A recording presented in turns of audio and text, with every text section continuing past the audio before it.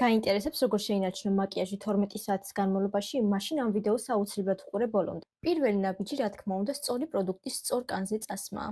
კანზე ზედმეტად ბევრ პროდუქტებს თუ დაიტანთ, შრატებს, პრაიმერებს, ფორების შემავიწროვებლებს, ასევე ბზინვარების მიმნიჭებელ პროდუქტებს, ბუნებრივია, კანი ამ ყველაფერს ვერ შეიწოვს და ტონალურიც კარგად არ ჩაჯდება კანში. აქედან გამომდინარე, მისი მდგრადობაც შემცირდება. ამიტომ ყველაზე მთავარი ნაბიჯი არის დატენიანება. ასევე ერთ-ერთი მნიშვნელოვანი ფაქტორია სწორი ფუნჯის გამოყენება. პროდუქტები მისი შესაბამისი ფუნჯებით უნდა დაიტანოთ კანზე, რაც ნამდვილად მაკიაჟის გამძლეობასა და შეხედულებას შეცვლის. აქედან გამომდინარე, მისი მდგრადობაც გაიზრდება და დიდხანს შენარჩუნდება. განსაკუთრებით ყველაზე მთავარი ნაბიჯებიდან ერთ-ერთია კრემოვანი პროდუქტების ფხვიერი პროდუქტებით დაფიქსირება. კრემოვანი კონტური, ბრონზერი ან ბლაში თავისივე ფხვიერი პროდუქტებით თუ დაფიქსირდება, მათი მდგრადობა სამჯერ უფრო გაიზრდება. და ბოლოს, ყველაზე მნიშვნელოვანი, კანის ყველა ნაბიჯზე დატენიანება. კანის თავდაპირველი დატენიანება, მაკიაჟის პროცესში დატენიანება და ასევე მაკიაჟის ბოლოს დატენიანება მხოლოდ კრემოვანი პროდუქტებით კი არა, სპრეითაც შესაძლებელია. მაკიაჟის ბოლოს სახის სპრეით დატენიანება გაზრდის როგორც მის გამძლეობა,